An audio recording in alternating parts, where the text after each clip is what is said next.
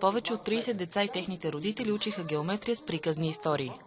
Приключения чудати с фигури познати е пиесата, която видяха посетителите на един от големите търговски комплекси в Русе. И изваждаш, умножаваш и делиш. Кои умения са важни? Правете математик. Текстът на приключенията има първа награда от национален конкурс за образователни пиеси. Режисьор е Русица Миновска-Деведжиева, музиката е на Пламен Мирчев Мирона, а художник е Огнян Балканджиев.